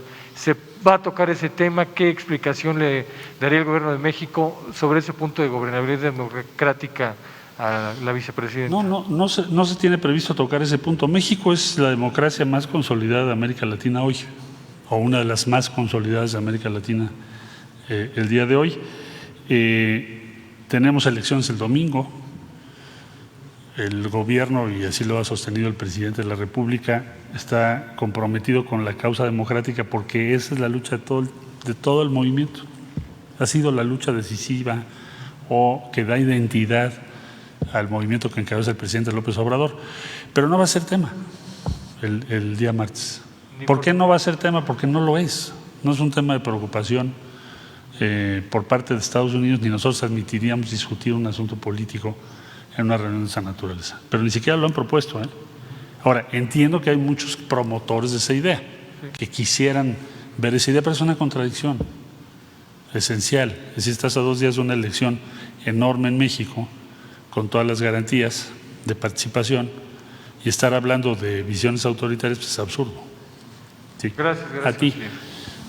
Allá atrás, por favor. Gracias. Sí. Gracias, buenos días, Arturo Contreras de Pie de Página. 2 dudas sobre la vacunación. Entonces, la vacunación para zonas turísticas queda de momento aplazada y en la frontera hay reportes de que, bueno, o sea, se va a vacunar primero en la frontera. ¿Te contesto y entonces, esa? ok. Sí. A ver, preciso, no, al contrario. Este 1 millón de dosis que nos van a mandar nos va a servir para que aceleremos la vacunación en los municipios fronterizos. Tenemos que conseguir todavía al menos 2 millones adicionales para los 39 municipios. Pero el presidente ordenó que se hiciera un programa parecido, similar, para las zonas turísticas de México, principalmente Quintana Roo, Baja California Sur, y se va a incluir a Jalisco y la costa de Nayarit. Eso lo va a presentar la Secretaría de Salud, pero no son o no tienen que ver con el 1 millón que mandó Estados Unidos. Ese programa lo vamos a hacer con vacunas que ya tenemos, pero no significa que se va a posponer las zonas turísticas, no, para nada, se va a hacer al mismo tiempo. Y una segunda duda igual sobre la vacunación. Hay lugares, hay maquiladoras, varias empresas en la frontera que ya han estado vacunando a sus trabajadores, ¿no? Los mandan a Estados Unidos y desde ese lado los vacunan y después los regresan. Entonces, saber si esto se está contemplando para el plan que se tiene, ¿no? Y saber si esto ha afectado de alguna manera. Y me quedaría una segunda pregunta. Bueno, hemos nosotros promovido vacunación en la zona limítrofe. Eso ha ocurrido en Tijuana y en otros puntos. Pero no creemos, yo creo que la decisión que se toma de 18 a 39 años va a cubrir más o menos pues ese universo, casi 3 millones. Y lo vamos a terminar hacia fines de este mes. Se tiene que hacer un esfuerzo muy grande para cubrir. Y entonces tus promedios de vacunación entre México y Estados Unidos serían similares. Y en ese momento la pregunta sería, bueno, ¿y por qué están restringidas las actividades que tienen un alto costo económico y social si ya tienes niveles de vacunación similares? Entonces pensamos que con ese esfuerzo va a ser más sencillo reabrir las actividades pues normales, económicas, comerciales y de todo tipo, turísticas, en toda la franja norte. Ese es el objetivo del programa. Sí. Gracias. Y ahora, referente a lo que comentaba hace un momento, ¿no?, de que México no promueve que organizaciones internacionales financien actividades, perdón, que México no promueve que organizaciones no gubernamentales sean financiadas con dinero del extranjero para incidir en la política mexicana. Muchas de estas organizaciones que reciben dinero influyen en la política porque tratan temas políticos para todas las personas, desde feminismos hasta medio ambiente, a libertad de prensa, ¿no? Entonces, ¿cómo hacer para que esta regulación, ¿no?, o esta intención de que no haya una incidencia directa en la política no coarte este otro tipo de iniciativas que de alguna manera pues benefician al pueblo de México? Bueno, yo te diría que la línea fronteriza es muy clara. Vas a tener influencia en la opinión pública, casi cualquier actividad que hagas. Hay organizaciones que representan diversas causas, pero si México financiara en Estados Unidos una organización no gubernamental cuyo propósito fuese derrotar al gobierno del presidente Biden, influir con los diputados para que estén en contra del presidente Biden, bueno, pues ¿qué crees tú que nos diría el gobierno de Estados Unidos? Nos aplicaría un acta que está diseñada y fue aprobada en su tiempo, en su momento, para regular el foreign, vamos a decir, la influencia de gobiernos extranjeros en la política interior. Entonces, eso pues es un punto de común acuerdo en todo el mundo, es muy obvio. Lo que México está planteando y defendiendo es lo mismo que dice la ley en Estados Unidos. No estamos en otra posición. Y lo mismo te diría yo, México es uno de los países más abiertos del mundo en términos legales para las organizaciones no gubernamentales y los recursos provenientes del exterior. Casi no tienen restricciones. Hay más restricciones en Estados Unidos que aquí. ¿Perdón? ¿Habría algún tipo de restricción para estos recursos? Nosotros no estamos planteando eso. Lo que estamos diciendo es, si alguien tiene un propósito de influencia política, pues eso no se debe permitir, como tampoco se permite en Estados Unidos. O sea, bueno, si les parece, dos más. Tú, por favor.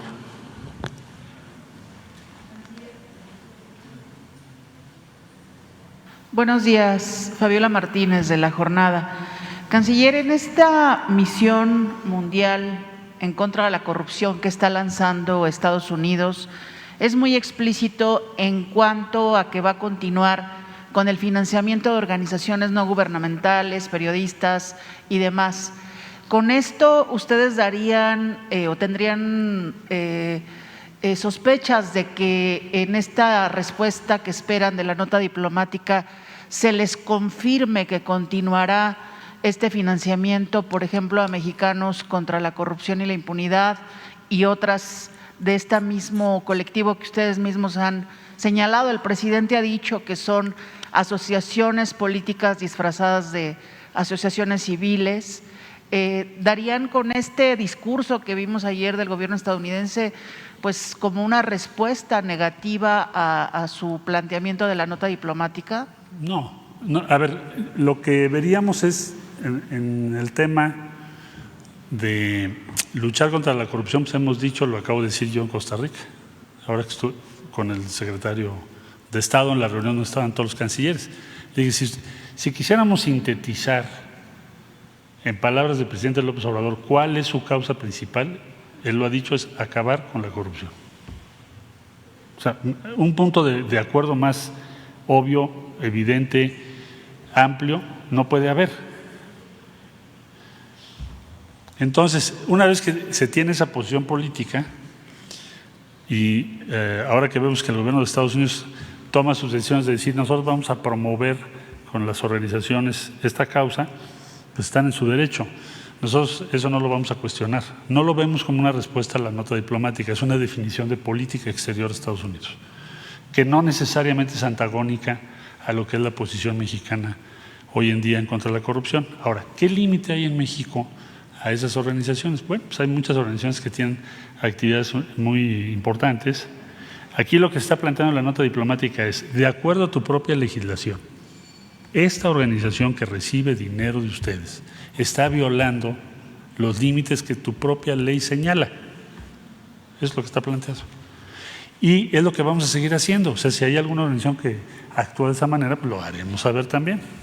Pero la nota de ayer, lo que yo veo es que es una definición de política exterior de Estados Unidos, no es una respuesta a una nota diplomática que México presentó. México la presentó el 6 de mayo. En la experiencia que tienen ustedes, ¿es normal que se demore un mes casi ya en esto? Puede serlo, y además hay diferentes tipos de respuesta. Pueden no responderte de una sola forma, te pueden responder de diferentes maneras. Entonces vamos a ver en estos días y en los próximos días cuál es su respuesta sobre este punto en particular. Ese todavía no lo tenemos. ¿Será un comentario con la vicepresidenta, digamos, en esta parte del procedimiento diplomático? No esperaría yo una respuesta de ella, porque tampoco nosotros hemos puesto ese tema como un tema central en la conversación con la vicepresidenta. Eso se ve por otras vías. Bien, y segundo, nada más una precisión en cuanto a las vacunas. México tiene, según lo que usted ha trabajado de esa parte de traer las vacunas, México tiene garantizada el abasto aproximado de 3 millones de dosis para que continúe acelerado el proceso de este Plan Nacional de Vacunación, 3 millones semanales, por ejemplo. Nosotros tenemos los compromisos ya establecidos, los que reporto yo son los que ya tienen fecha, no lo que está establecido en los contratos, sino lo que ya, digamos, ya sabes cuándo va a llegar. Por ejemplo, Sputnik lo reporté porque el domingo va a llegar a las 2:30 de la mañana. Ya tengo la confirmación del vuelo. Entonces, en ese tenor, lo que tenemos previsto en el mes de junio son casi 25 millones de dosis. Entonces, para sintetizar, de diciembre a recibimos 40 millones. El último día de mayo al último día de junio vamos a recibir 25 millones. Entonces, eso garantiza ¿qué cosa? Lo que ya anunció el presidente, de 50 a 59, terminar la primera dosis, así como de 40 a 49 años. Y ahora con esta que nos manda Estados Unidos, vamos a atender frontera norte, y ya se abrió como nos está llegando más de lo que habíamos previsto, tenemos más dosis, podemos también hacer lo del sector turismo que el presidente me pidió que anunciara el día de hoy. ¿Esta dinámica continuaría para julio? Sí. Porque se vienen pues el mayor rango de población urbana en las poblaciones jóvenes. Pues con los números que tenemos previstos, sin duda va a tener México las dosis necesarias para terminar en la fecha que el presidente nos puso, que es los primeros días de octubre, que esté terminado toda la vacunación de México. Entonces, teníamos 40 en 6 meses, en un mes 25, el mes siguiente seguramente van a ser más de 25 en un mes. ¿Sí? Bueno, teníamos 2 más, voy allá tú y acá tú, por favor. ¿Cuáles son los 7 países que ya hicieron la petición de estas vacunas que va a producir México? Sí, bueno, de las que yo tengo conocimiento son Guatemala, Paraguay, Bolivia, Argentina, Cuba, y me falta uno, ¿cuál es? Ecuador. Estas también entran en el acuerdo que se tiene con Argentina en el envasaje. También se dijo que iba a haber apoyos a países de América Latina. Bueno, o esa parte. El envasado en México ya se está haciendo, como informamos. Hay una serie de contratos que tienen diferentes países con AstraZeneca, señaladamente Argentina, pero hay otros, y pues ya están recibiendo o van a recibir ya sus vacunas, pero no tiene que ver con la fase 3 de la vacuna patria. La fase 3 de la vacuna patria es invitar a otros países de América Latina para que participemos juntos. Además de este acuerdo. de forma adicional. Ok, y sobre la vacuna patria, ¿qué nos puede compartir? Ahorita especificaba que en diciembre iniciará la fase 3 o para diciembre ya tendríamos… Bueno, según lo que explicó aquí la directora de CONACYT que lleva ese programa, ella estima que hacia fines del año habrá ya concluido la fase 3, así que ya se tendrían los resultados. Ahora estamos en fase 1. Gracias, canciller. A usted. ¿Y acá? Gracias, canciller. Buenos días. Dos temas muy concretos. El primero sería, de cara a la posible apertura de un proceso de negociación entre el gobierno de Nicolás Maduro y la oposición en ese país, ¿México podría ser sede de esas negociaciones? México, no te escuché, ¿podría ser? Podría ser sede de esas negociaciones. Mira, no te puedo confirmar ninguno de esos datos porque puedo poner en peligro procesos que son muy complejos, pero lo que sí te puedo decir es que la posición de México desde el encuentro aquel en Montevideo ya hace mucho tiempo, hablo del 2019, fue hay que hacer una negociación entre ambas partes y tratar de buscar acuerdos. Esa ha sido la postura de México todo el tiempo. Entonces, todo lo que nosotros podamos hacer para contribuir a que se dé un diálogo y se encuentren acuerdos entre los venezolanos, lo haremos. No sería la primera vez que México es sede. México ha sido sede de muy diversas conversaciones. Estamos cerca de Noruega, tenemos muchas afinidades con Noruega. Estamos en pro de ese tipo de acuerdos, solución pacífica, pero no tengo autorización ahorita para compartirles detalles sobre eso. Sin revelar quizá los detalles, canciller, ¿hay algún planteamiento de que México sea precisamente esta sede? Bueno, siempre ha estado considerado, pero no tengo confirmación todavía. ¿Pero ven positivo este posible sí, proceso? Claro, nosotros vemos con muy buenos ojos que haya una negociación. Digo, no que sea necesariamente en México, pero donde sea que se haga, México lo vería con simpatía. Gracias. Y segundo tema, canciller, después de varias críticas de medios internacionales, ¿qué opinión le merecen precisamente estos cuestionamientos? ¿No le preocupa al Gobierno de México la visión internacional que se tiene sobre el desempeño de la administración del presidente López Obrador? No, sí nos preocupa y ocupa, pues ahí está la carta que le mandé a The Economist. Es increíble la revista y yo me atreví a hacer esa comunicación porque yo nunca había visto una revista que yo recuerde, cuando menos, con semejante pretensión de influir en la elección en México, con argumentos tan superficiales. Yo te diría casi panfletaria. O sea, no recuerdo un caso así cuando menos todo el tiempo que yo llevo en el servicio público. Entonces fue demasiado, fue un exceso, es algo más allá del comentario de una revista que pues, puedes respetar, porque desde luego que puede haber todo tipo de posiciones, sea en favor o en contra o críticas, pero eso es panfletario, es casi decir, no deben votar porque todas las encuestas dicen que va a tener un buen resultado electoral. Eso es como una exasperación, pero sí nos ocupa, sí nos preocupa, por eso contestamos. Si no tuviera interés, pues no diríamos nada. Entonces, claro que tenemos que defender nuestras posiciones y nuestro punto de vista. ¿Tiene previsto enviar otras misivas a los otros medios internacionales que han hecho críticas? Cuando amerite. Ahora, respecto a la opinión internacional en torno a México, yo te diría, si tú ves lo que ha sido la experiencia para obtener las vacunas, pues no tiene que ver con lo que señala The Economist. Lo que tienes como resultado de la presencia de México en el mundo es un acceso a un gran número de iniciativas con mucho respeto a nuestro país. Si nuestro país tuviera una mala imagen, no creo que tuviéramos los resultados que estamos teniendo. Entre otros, lo que ayer vimos también de Estados Unidos, decir, te mando 1 millón de vacunas, finalmente son gobiernos que están mostrando solidaridad y respeto a México. Entonces, la opinión internacional que yo he visto en mis viajes, en las reuniones, en la ONU, en la CEPI, en Moscú, o en Estados Unidos, o en Europa, o con China, o con la India, es de respeto y de aprecio por lo que México está haciendo y su gobierno.